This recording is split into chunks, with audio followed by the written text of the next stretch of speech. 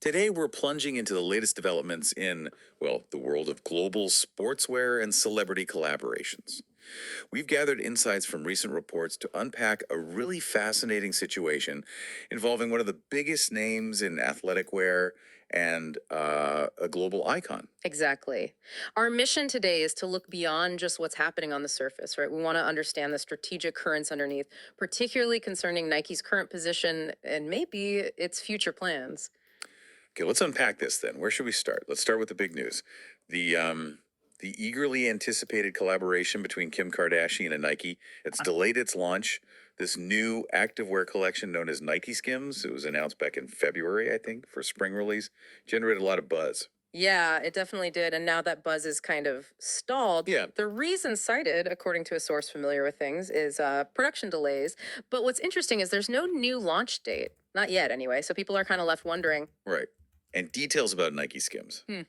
They've been pretty scarce, haven't they? Like no pricing, no images. The webpage hasn't even been updated since February. So, for listeners who might not be fully up on the Skims part, what is this collection actually an extension of? And what were they hoping to achieve? Good question. So Skims is Kim Kardashian's, incredibly popular shapewear line and loungewear too. This Nike Skims collection is really an extension of that brand power into activewear. The original press release, it was quite bold. It talked about disrupting the global fitness and activewear industry with best-in-class innovation in service of all women athletes. Pretty big goals. Okay, and that's where it's really interesting, I think, because this Kardashian-backed collection, it marks a really significant first for Nike, doesn't it? It absolutely does. Yeah. Historically, Nike just hasn't partnered with an outside company like this to create a whole new brand. Their usual approach is, they either buy companies outright, like Converse, or they partner with huge athletes, Michael Jordan, obviously, for lines under the Nike name. This collaboration really signals a shift, maybe some strategic urgency we haven't quite seen from them before in this specific way. A shift, yeah. Yeah. And this partnership, it's not happening in isolation. Right. It feels like part of a bigger strategy for Nike.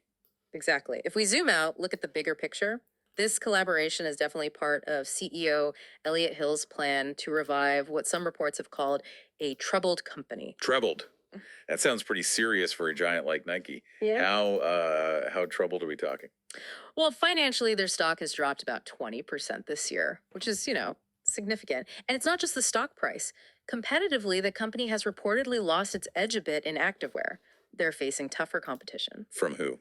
The usual suspects? Well, yes, but also newer players, rivals like Lululemon, Aloe. Yeah. They're really gaining ground. And even, surprisingly perhaps, value brands